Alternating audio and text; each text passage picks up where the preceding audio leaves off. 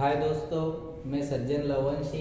आज जो paper maths का हुआ है क्लास 10th का, इसका हम सॉल्यूशन जो ऑब्जेक्टिव है इसको सोल्व करेंगे और अन्य क्वेश्चनों को थोड़ा सा समझेंगे। जैसे पहला क्वेश्चन है, सही विकल्प चुनिए। द्विघात बहुपद ax² + bx + c का आलेख का प्रकार होगा, तो इसमें होगा परवलय। दूसरा है रैखिक समीकरण a1x + b1y + c1 = 0 और दूसरा एवं a2x + b2y + c2 = 0। आश्रित और संगत समीकरण होता है, उसमें आएगा संपाती रेखा वाली कंडीशन बनेगी, तीनों इक्वल रहेंगे अनुपात। ठीक है। अब अगला है तीसरा, द्विघात समीकरण ax² + bx + c = 0 के कोई मूल वास्तविक नहीं होते हैं यदि। अगर मूल वास्तविक नहीं है तो विविक्त कर का मान 0 से छोटा होगा। अगला क्वेश्चन है ab -3 -1/2 और 2 का 11वां पद। तो अगर हम इसको सोल्व करते हैं तो इसमें 22 पद आएगा, 22 आएगा आंसर। ठीक है। इसका जो सूत्र है वो पूछा हुआ है एक शब्द में, उसको मैंने उधर लिखा है। प्रसिद्ध यूनानी गणितज्ञ थेल्स का समय जो है ये अपनी जो मैथ्स है उसमें दे रखा है, जो उनके फोटो बने हुए हैं उसके नीचे ही। तो क्या है, 640 से 546। ठीक है। अगला जो क्वेश्चन है, बिंदु P 3,2 और Q जो बिंदु है -2 -3 के बीच की दूरी। इसमें क्या करा इन्होंने कि जो करने वाला मान है वो भी निकाल के दे दिया इसने पूरा। अगर हम इसको सोल्व करते हैं तो अंदर क्या आता है, 5 का वर्ग बनता है तो 50 बनेगा। 50 में से 5 बाहर आ जाएंगे, करनी में 2 बचेंगे। करनी 2 का मान होता है 1.4241। इसका अगर इंटू करते हैं 5 में तो अपना आता है 7.07 लगभग, तो ये आंसर सही रहेगा। अगला जो क्वेश्चन है हमारा, रिक्त स्थान की पूर्ति कीजिए। इसमें करनी में एक संख्या दे रखी है, करनी 3, तो अपरिमेय संख्या होती है। करनी 3 क्या है, एक अपरिमेय संख्या। अगर चर x है और x की उच्चतम घात क्या होगी, तो एक ही चर दे रखा है x, तो उच्चतम घात 1 कहलाती है। उच्चतम घात को ही हम क्या कहते हैं, उसकी घात कहलाती है। ठीक है ना। तो 1 है उच्चतम घात px में बहुपद की, क्योंकि बहुपद भी हमें x का ही दे रखा है। ठीक है ना। अब द्विघाती समीकरण ax² + bx + c = 0 को हल करने पर द्विघाती सूत्र मैंने यहाँ पे लिखा है। क्या आता है द्विघाती सूत्र, श्रीधराचार्य सूत्र बोलते हैं इसको, -b ± करनी के अंदर b² - 4ac/2a। अगला जो क्वेश्चन है वो है समांतर श्रेणी 7, 13, 19 और क्या है 205 में पदों की संख्या। तो पदों की संख्या इसमें भी अपन वही एक ही सूत्र लगाएंगे, an = a + n - 1d, है ना। तो इसमें अगर पदों की संख्या गिनेंगे तो n का मान निकालना है तो कितना आएगा, 34। ठीक है। सभी समबाहु त्रिभुज क्या होते हैं, समरूप होते हैं। अगला जो क्वेश्चन है, त्रिज्या r वाले वृत्त के एक त्रिज्या खंड है ना, जिसका कोण अंशों में थीटा है और संगत चाप की लंबाई। तो इसका फार्मूला भी हमें सही जोड़ी में दे रखा है, यहाँ पे मैंने लिखा नहीं है, उसको मैं अगली जोड़ी में अपन कर लेते हैं। जोड़ी में दिखेगा, पहले जोड़ी का बता देता हूं मैं। तो ये जो फार्मूला है त्रिज्या खंड की चाप की लंबाई का फार्मूला ये आता है θ/360 πr²। ठीक है। अपने को अधिकतर 2-3 सूत्र तो इसमें दिए हुए हैं। अब आते हैं अपन निम्नलिखित के सत्य असत्य बताना है। तो वृत्त को दो बिंदुओं पर प्रतिच्छेद करने वाली रेखा को तिर्यक छेदी रेखा कहते हैं, छेदक रेखा बोलते हैं। तो ये सत्य है ना। एक और इसकी परिभाषा भी दी है नीचे, तो हम ये भी लिखेंगे तो सही रहेगा। एक निश्चित घटना की प्रायिकता कितनी है, 1 होती है बिल्कुल। अर्धगोले के, तो ये सत्य जाएगा। अर्धगोले के आयतन का सूत्र जो है वो 2/3 πr² होता है। πr की घात 3 होता है। जो ये किसका दे रखा है, ये गलत दे रखा है, इसलिए ये क्या हो गया, असत्य। त्रिकोणमिति अनुपात की सहायता से, तो हम जो 9 पार्ट रहे उसमें हम ऊंचाई भी ज्ञात करते हैं और दूरी भी ज्ञात करते हैं। तो इसमें ये लिखा रहा है त्रिकोण, और उसमें अपन tan का सूत्र लगाते हैं, sin cos जो भी हमें जरूरत रहती है वो लगाते हैं। तो त्रिकोणमिति अनुपात की सहायता से वस्तु की ऊंचाई, लंबाई या दो सुदूर वस्तुओं के बीच की दूरी ज्ञात की जा सकती है, तो सत्य है। अगला है दिए हुए प्रेक्षणों में वह मान जो सबसे अधिक बार आता है माध्य कहलाता है, तो माध्य नहीं कहलाता है, बहुलक आता है, इसलिए ये क्या हो गया, असत्य। अगला है किसी प्रयोग की सभी प्रारंभिक घटनाओं की प्राप्तता का योग हमेशा एक आता है, सत्य है ये। अब अगला जो क्वेश्चन है वो है सही जोड़ी का। इस सही जोड़ी में हमें 2-3 सूत्र भी मिलेंगे जो हमें काम आएंगे। तो पहली सही जोड़ी देखो, थीटा के स्थान पे 25 डिग्री दे रखा है, तो हमारा sine square theta plus cos square theta अगर रहता है तो सर्वसमय का पहली सिद्ध होती है, तो क्या आता है इसका 1। अगला है टेन थीटा, तो इसमें अगर देखें तो टेन थीटा मतलब क्या है, तो हम इसको साइन कोस में बदल लेते, तो साइन बटे क्या आता है, कोस आता है। अगला है सेक स्क्वायर थीटा -1, ये सर्वसमय का सेकंड वाला मान है, तो इसका आ जाएगा टेन स्क्वायर थीटा। अगला है टेन 30 डिग्री का मान, 30 डिग्री का मान होता है 1/3। पांचवा जो क्वेश्चन है इसमें त्रिज्या खंड का क्षेत्रफल, त्रिज्या खंड का क्षेत्रफल जो है इसका देखो ये सूत्र दे रखा है, क्षेत्रफल दिया है तो वृत्त का क्षेत्रफल वाला लगेगा, थीटा बटे 360 पाई आर स्क्वायर। अर्धगोले का आयतन, अर्धगोले का जो आयतन होता है वो 2/3 पाई आर की घात 3 आती है। तो ये अगर हम देख लेते हैं तो उधर पूछा था हमसे, तो ये यहाँ पे फिक्स रहता है सही से। अब आता है अगला जो क्वेश्चन है वो है प्रत्येक का एक शब्द या एक वाक्य में उत्तर देना है। तो मैंने यहाँ पे इसमें सूत्र लिख दिया है, एपी का nवां पद ज्ञात करने का सूत्र, जो उसमें भी पूछा था हमें, है ना, 11वां पद कौन सा होगा, तो इसमें मान रखते हैं अपन an इक्वल टू क्या रहता है, a plus n-1 into D. आधारभूत अनुपातिक प्रमेय जो है वो थेल्स प्रमेय है। इसका कथन मैं अपने शब्दों में जो पुराना एनसीईआरटी की बुक के अलावा पहले जो एमपी बोर्ड चलती थी उसमें था कि किसी त्रिभुज की एक भुजा के समांतर खींची गई एक सरल रेखा अन्य दो भुजाओं को समान अनुपात में विभाजित करती है, ये कथन आ जाता है आधारभूत अनुपातिक प्रमेय का। वृत्त की छेदक रेखा की परिभाषा तो हमें उसमें सत्य असत्य में दिया हुआ भी है, तिर्यक छेदी रेखा वृत्त को दो बिंदुओं पर प्रतिच्छेद करती है। तो हम यहाँ पे इसमें अगर इसकी परिभाषा लिखना है तो हम क्या लिखेंगे, वृत्त को दो बिंदुओं पर प्रतिच्छेद करने वाली रेखा को छेदक रेखा कहते हैं। ऐसा ही अगला जो क्वेश्चन है, द्विघात बहुपद के शून्यकों का गुणनफल, तो क्या आता है c/a अल्फा डॉट बीटा, है ना। अब है वृत्त के स्पर्श बिंदु की परिभाषा, तो वृत्त के स्पर्श बिंदु की परिभाषा क्या लिखेंगे, वृत्त को यदि एक रेखा एक बिंदु पर स्पर्श करती है या वृत्त और स्पर्श रेखा के उभयनिष्ठ बिंदु को हम क्या कहते हैं, स्पर्श बिंदु कहते हैं। अब अगला है इसका एक वृत्त के वृत्तखंड के क्षेत्रफल का सूत्र। तो वृत्त के वृत्तखंड का क्षेत्रफल का सूत्र अगर हम देखते हैं या निकालते हैं तो उसके अंदर अगर त्रिभुज है या जीवा है तो उसको अगर हम मिलाते हैं त्रिज्या बन जाती है। तो हम कैसे लिखते हैं इसका, डायरेक्ट हम लिखेंगे तो वृत्त के वृत्तखंड का क्षेत्रफल बराबर, हम अगर देखते हैं निकालने का तरीका बता रहा हूं, तो हम त्रिज्या खंड का क्षेत्रफल निकाल लेंगे और उसमें से माइनस क्या कर देंगे, त्रिभुज का क्षेत्रफल। अब अगला जो क्वेश्चन है ये 2 नंबर के आ गए, तो ये दोनों क्वेश्चन सरल है अथवा सही। इसमें 6 और 20 का एचसीएफ का रहता है जो दोनों के गुणनखंड में आया, दोनों में पहाड़े में ये दोनों आ जाए उसके पहाड़े में, तो 2 के पहाड़े में आ जाते हैं, ठीक है। तो एचसीएफ क्या आएगा 2, और अगर इसके अभाज्य गुणनखंड करेंगे तो 2 गुणित 2 गुणित 5 गुणित 7 आएगा, ठीक है। अगला जो क्वेश्चन है 7वां, द्विघात बहुपद दे रखा है, इसके शून्यक निकालेंगे तो अगर हम गुणनखंड विधि लगा के हल करते हैं तो शून्यक आ जाता है -1 और 4/3 आ जाएंगे, ठीक है। यहाँ पे सोल्व नहीं करा है, आप चाहो तो अगर इसके क्वेश्चन अगर किसी को चाहिए तो वो कमेंट में लिख सकता है और मैं उसको सोल्व करके भेज दूंगा। एक द्विघात बहुपद ज्ञात कीजिए जिसके शून्यकों का योगफल 4 और गुणनफल 1 है।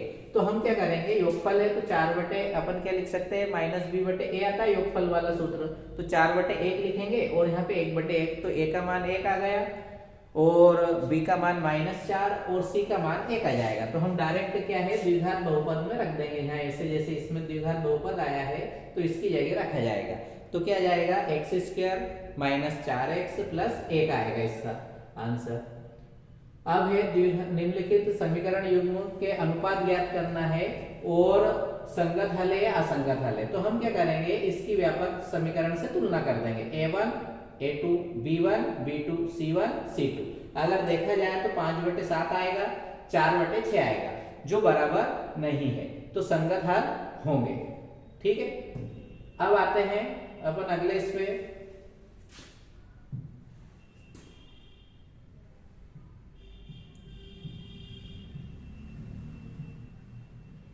अगला जो क्वेश्चन है वो है इसमें निम्नलिखित, इसका अथवा वाला भी समझा रहा हूं मैं। निम्नलिखित रैखिक समीकरण के युग्मों को हल कीजिए। तो ये बहुत अच्छा क्वेश्चन है। हम इसको यहाँ पे कुछ भी नहीं दिया है, सिर्फ हल करने का बोला है। तो हम या तो प्रतिस्थापन विधि या विलोपन विधि, तो हम विलोपन विधि से हल कर देंगे। तो x का मान और y का मान अगर जहाँ हम देखें तो हम इसका मैं डायरेक्ट आंसर बता रहा हूँ। जैसे अगर x का मान अपना आ गया 9 और y का मान आ गया हमारा 5, तो 9 और 5 14 हो जाते हैं और 9 में से 5 घट जाते हैं तो 4 बच जाते हैं। तो हमारा x का मान क्या आएगा, 9 आएगा और y का मान आएगा 5। ठीक है, अब अगला जो क्वेश्चन है, इसमें दी हुई एपी के अगले 2 पद निकालना है। तो ये बहुत आसान सवाल भी दिया है। अगर देखा जाए तो नीचे वाला बड़ा क्वेश्चन है, क्योंकि हम n पदों की संख्या निकालना पड़ेगी, नहीं तो सभी पद लिखना पड़ेंगे, 10 तक 2-2 घटते आएंगे इसमें, है ना। और इसका क्या है, अगर 4 में से हम 10 में से 4 को घटाते हैं तो 6 बचते हैं, 16 में से 10 को घटाते हैं तो 6 बचते हैं। तो सर्वांतर आ गया डी, कितना 6। तो यहाँ 6 जोड़ देंगे, तो इसको जोड़ेंगे 22 में 6 अगर जोड़ेंगे तो 28 हो जाएंगे, और 28 में 6 जोड़ेंगे तो 34 हो जाएंगे। तो अगले 2 पद लिखना है, तो ये आसानी से हमें 2 नंबर मिल जाएंगे। ठीक है, अब अगला आता है इसमें, ये देखो, ये क्वेश्चन भी बहुत सरल है, 6.2 का है। क्या है, एक पीक्यू त्रिभुज बनाएंगे, तो हम एक समांतर रेखा खींच देंगे EF। अगर EF हम समांतर खींचते हैं तो इसमें क्या होता है, समांतर खींचने में अगर हमें ये दोनों अनुपात देखो, 4/1.5 लिखेंगे, दशमलव हटाएंगे तो ऊपर 40 और नीचे 45 हो जाएगा, 5 से काटेंगे तो 8/4 आ जाएगा, और ये 8/9, और इसको भी देखो 8/9 आ रहा है। तो ये समांतर रेखाएं हैं, क्योंकि अनुपात समान आ जाएगा, है ना। ये छोटे क्वेश्चन है, आसानी से समझ में आ जाएंगे अगर सोल्व करते हैं तो। अब ये दूरी वाला फार्मूला है, बीच की दूरी ज्ञात करना है डायरेक्ट है। तो हम देखते हैं, -1 में से 5 घटाएंगे, प्लस के हो जाएंगे तो माइनस, मतलब 4 बचेंगे, और 3 में से 7 घटाएंगे तो -4। 4 को कॉमन ले लेते हैं तो 4 बाहर आ जाएगा और अंदर बचेगा कर्णी 2। तो इसका आंसर आएगा बीच की दूरी 4 कर्णी 2। संरेखी वाला भी करना चाहो तो 2 बार दूरी के सूत्र लगेंगे, 3 बार, ठीक है ना। इससे अच्छा ऊपर वाला सरल है। अब है इसमें 12वां जो क्वेश्चन है, ये क्वेश्चन भी सही है। मतलब अगर अपन दूरी का, इन दोनों में दूरी का सूत्र लगाएंगे और बराबर में 10 मात्रक लिख देंगे, वर्ग करके हम सोल्व कर सकते हैं y का मान निकालना। या फिर इससे अच्छा सरल ये वाला है, एक वृत्त खींचेंगे और ए बी, जो ए के निर्देशांक ज्ञात करना है, ए बी वृत्त का व्यास रहता है, और व्यास क्या रहता है, केंद्र जो रहता है वो व्यास का मध्य बिंदु होता है। तो हम मध्य बिंदु वाला फार्मूला लगा के हम x और y का मान निकाल लेंगे। ठीक है, ये भी अच्छा क्वेश्चन है, 7.2 का है 7वां क्वेश्चन। ठीक है, अब आते हैं अपन इस क्वेश्चन पे, 13वां जो क्वेश्चन है, इसमें सबसे अच्छा काम है अथवा वाला क्वेश्चन। साइन 60 का मान, कोस 30 का मान, दोनों एक ही रहते हैं। जो साइन 60 का रहेगा वो कोस 30 का रहेगा। तो कर्णी 3/2, कर्णी 3/2 रख देंगे, यहाँ पे 1/2 1/2 रख देंगे। ठीक है, फिर एलसीएम लेके हल कर देंगे। तो कितना जाएगा, कर्णी 3/2, कर्णी 3/2 आएगा, तो 3 कर्णी से बाहर आ जाएगा, नीचे 3/4 हो जाएगा, यहाँ भी 1/2 हो जाएगा, 1/4। तो हम जोड़ेंगे तो 4/4 का मान 1 आएगा। ठीक है, अब अगला जो क्वेश्चन है, 14वां क्वेश्चन, सिद्ध कीजिए कि वृत्त के किसी व्यास के सिरों पर खींची गई स्पर्श रेखाएं समांतर होती है। तो ये क्वेश्चन भी बहुत अच्छा है ना। अब इसमें अगर हम एक वृत्त खींचते हैं, उसके व्यास के सिरों पर अगर हम क्या करते हैं, एक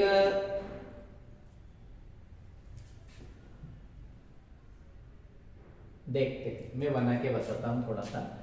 अगर हमने ये वृत्त खींचा, इसके व्यास के सिरों पर ये त्रिज्या स्पर्श रेखा खींच दी, ये व्यास हो गया, क्या होगा ये व्यास।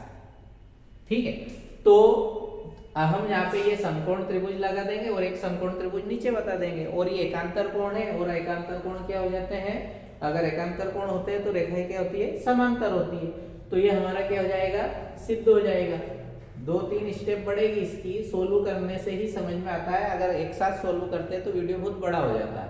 मैथ से ज्यादा अगर आराम से इसको सोल्व नहीं करते हैं या समझते नहीं है तो सोल्व नहीं हो पाता है सही से। इसलिए मैं यहाँ पे सोल्व नहीं कर रहा हूँ, सिर्फ समझा रहा हूँ थोड़ा बहुत, है ना, हिंट दे रहा हूँ। जो कर सकता है वो ठीक है, और नहीं तो कमेंट में लिख सकते हैं, वो क्वेश्चन हम करके उसको अवेलेबल करवा देंगे। एक बिंदु Q से एक वृत्त पर स्पर्श रेखा की लंबाई दे रखी 24 सेंटीमीटर, Q की केंद्र से दूरी भी दे रखी 25 सेंटीमीटर, स्पर्श रेखा की लंबाई दे दी 25, 24 और 25 दोनों दे दिए, तो त्रिज्या निकालना है। ठीक है ना, तो इसका हम क्या करेंगे, पाइथागोरस प्रमेय लगा देंगे और हल करके हम कर सकते हैं। ऐसा ही जो क्वेश्चन है, अगला जो क्वेश्चन आया है, 15 मीटर भुजा वाले एक वर्गाकार है तो घोड़ा वाला है, तो इस क्वेश्चन को भी हम कर सकते हैं। देखो क्या लिखा रहा है, मैदान है, तो 15 मीटर वर्गाकार मैदान है, तो अभी इसमें कोई ज्यादा वो नहीं है, एक कोने पर तो हमने क्या करा, वर्ग का एक कोना लिया और उस पर 5 मीटर लंबी रस्सी से एक घोड़े को बांध दिया। तो मैदान कितना भाग वो घोड़ा खा सकता है, चढ़ सकता है, उसका क्षेत्रफल, तो मतलब त्रिज्यखंड का चतुर्थांश का क्षेत्रफल निकालना है। तो थीटा का मान आ गया 90 डिग्री, क्योंकि वर्ग की भुजा कितनी रहती है, 90 डिग्री के कोण पर रहती है, और त्रिज्या आ गई है। तो हम कौन सा त्रिज्यखंड का सूत्र लगा के अभी सोल्व कर सकते हैं। अगला जो क्वेश्चन है, अथवा वाला भी अच्छा है इसका, क्योंकि इसमें भी त्रिज्या दे दी और केंद्र पर कोण दे दिया, तो इसमें भी त्रिज्यखंड का सूत्र, चाप की लंबाई लगाना है, तो चाप की लंबाई सही जोड़ी में दोनों सूत्र दिए हैं। ठीक है, दोनों सूत्रों का जो क्षेत्रफल है तो क्षेत्रफल का लंबाई है तो लंबाई वाला फार्मूला लगा के हम कर सकते हैं। अब है 16वां क्वेश्चन, हम एक पासे को एक बार फेंकते हैं। एक पासे में 1 2 3 4 5 6 अंक होते हैं। 4 से बड़े अंक कौन से रहते हैं, 5 और 6। ठीक है, तो 4 से बड़ा अंक आने की प्रायिकता, मतलब 2 अंक है 4 से बड़े, तो 2 बटे टोटल 6, तो 1/3 हो गई। 4 से छोटे अंक कितने रहते हैं, 3 अंक होते हैं, 4 को नहीं गिनना है, तो 3 अंक होते हैं, तो 3/6 मतलब 1/2 प्रायिकता हो गई। ये आसानी से आ जाएंगे प्रायिकता वाले फार्म, है ना। ये वाला क्वेश्चन भी अच्छा है, 52 पत्तों की एक गड्डी है, उसमें से एक पत्ता निकाला गया इक्का होने की, तो 4 इक्के रहते हैं, 4 अनुकूल हो गए, 4 बटे कितना लिख देंगे 52, तो क्या जाएगा आंसर में अपना 1/13। एक इक्का नहीं होने की प्रायिकता, एक इक्का होने की प्रायिकता थी नहीं, तो हम 1 - 1/13 लिख देंगे, तो 12/13 हो जाएगा। ठीक है, हल करेंगे तो। अब अगला है, असंभव घटना किसे कहते हैं, तो वह घटना जो संभव नहीं है या घटित नहीं हो सकती, असंभव घटना कहलाती है। असंभव घटना की प्रायिकता हमेशा 0 होती है। और अगर हम देखा जाए तो हम इसका उदाहरण क्या दे सकते हैं, एक पासे को फेंका तो पासे में 6 अंक होते हैं, और हम बोल देंगे 7 अंक आने की प्रायिकता क्या होती है, 0, क्योंकि 7 अंक आएगा ही नहीं। अब ये वाला क्वेश्चन भी बहुत सरल है, इसी का अथवा वाला भी, ये भी प्रायिकता से संबंधित है। किसी घटना के घटित होने की प्रायिकता है 9.095, तो नहीं की प्रायिकता तो 1 में से घटा देंगे, तो 0.05 आ जाएगा। इसमें क्या करा इन्होंने, मैथ्स जो है अपना, उसमें क्वेश्चन दे रखा है, उसमें दे रखा है 0.05, और नहीं की ये लाते हैं अपन, तो उस उल्टा करके पूछ लिया उन्होंने। ठीक है, अब अभाज्य गुणनखंड विधि द्वारा 8, 9 और 25 का एचसीएफ एलसीएम दोनों ज्ञात करना है, तो हम इनके गुणनखंड कर लेंगे। एचसीएफ का मतलब है जो तीनों में मिलेगा वो, तो इसमें देखो 9 विषम संख्या आ गई तो नहीं मिलेगा, इसलिए हम क्या लिख सकते हैं, एचसीएफ तो 1 ही आएगा, और एलसीएम क्या करेंगे, इनका सभी का हम गुणा कर देंगे। क्यों, क्योंकि इनके गुणनखंड अलग अलग है, इसके 2 2 आएंगे, इसके 3 3 आएंगे, और इसके 5 5 आएंगे। ठीक है ना, तो इन सभी का गुणा होगा वो एलसीएम आ जाएगा। अब दर्शाइए कि 7 करनी 5 एक परिमेय संख्या है, तो हम इसको 3 नंबर का है इसलिए भले इसको भी कर सकते हैं, लेकिन ऊपर का भी करते तो ठीक है। इसमें भी हम लिख सकते हैं, माना कि 7 करनी 5 एक परिमेय संख्या है, और इसको a/b के बराबर लिख देंगे। फिर 7 को कहाँ पहुंचा देंगे, a/b के साथ पहुंचा देंगे, तो a/7 भी हो जाएगा और बराबर करनी 5 आ जाएगा, और इसको हम लिख देंगे एक अपरिमेय संख्या। तो हमारा कथन का विरोधाभास हो जाएगा, इसलिए ये संख्या क्या हो जाएगी, 7 करनी 5 एक अपरिमेय संख्या हो जाएगी। अगर इसमें जांच करना है हमें द्विघात समीकरण है या नहीं, तो सिंपल है, यहाँ x घात 2 आ रहा है, इसका अंदर भी गुणा कर देंगे तो x घात 2 कहीं से भी नहीं आएगी, तो x घात 2 बचेगी। तो अगर 2 घात का है तो द्विघाती समीकरण है, सिर्फ हमें सोल्व करके एक तरफ पहुंचाना है, क्योंकि 3 नंबर का है तो सोल्व तो करना पड़ेगा। अगर ऑब्जेक्टिव में पूछते तो डायरेक्ट हम लिख देते हैं, है ना। अब अगला है इसका अथवा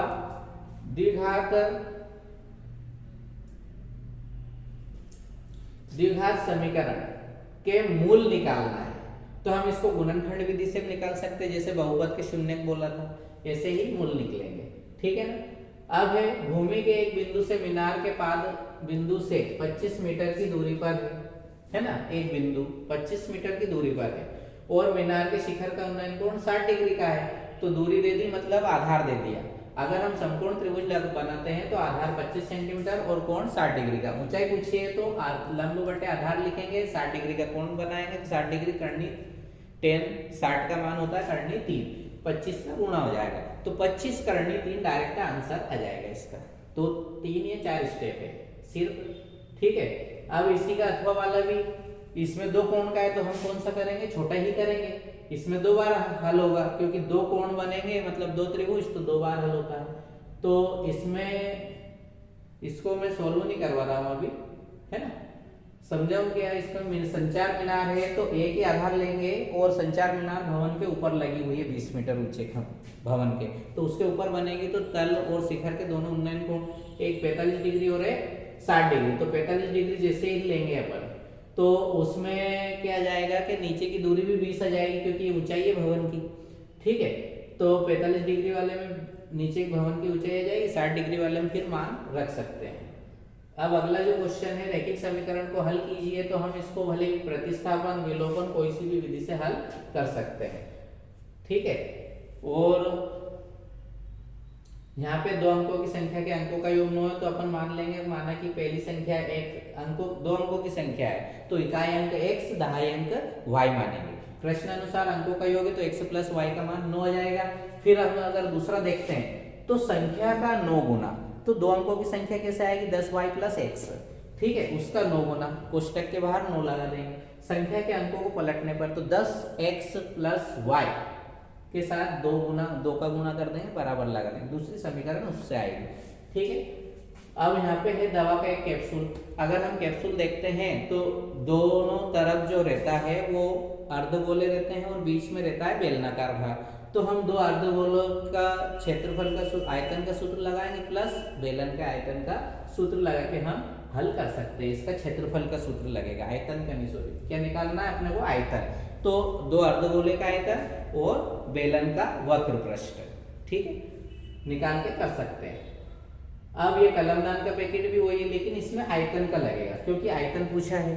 तो हम जब किसी कलमदान को घनाभ के आकार का लेंगे तो घनाभ का आयतन ले लेंगे, उसमें 4 गड्ढे करेंगे हम, कितने, ये 4 कितने सेंटीमीटर, 0.5 सेंटीमीटर, और गहराई ये इंच ऊंचाई आ जाएगी। शंकु आकार के करना है अपने को गड्ढे, कितने गड्ढे करना है, 4, ठीक है। तो 4 शंकुओं का आयतन क्या करेंगे, घटा देंगे बेलन इस घनाभ के आयतन में से, तो लकड़ी का कुल आयतन बच जाएगा, ठीक है। तो ये अगला जो आता है 23वां क्वेश्चन, ये भी बहुत अच्छा है, इसमें माध्य ज्ञात करना है, लेकिन इसमें हम अगर इसको जो आडी लाइन रहती है इसको खड़े में कर लेते हैं, तो 8 तो ये हो गया, हम इसका xi निकाल लेंगे, तो ये बड़ा क्वेश्चन होगा। इससे अच्छा है ये हम अगर चाहे तो बहुलक जीवन काल, बहुलक आसानी से जाएगा, हमें अलग से तालिका बनाना नहीं पड़ती, अंतराल है 20-20 का, है ना।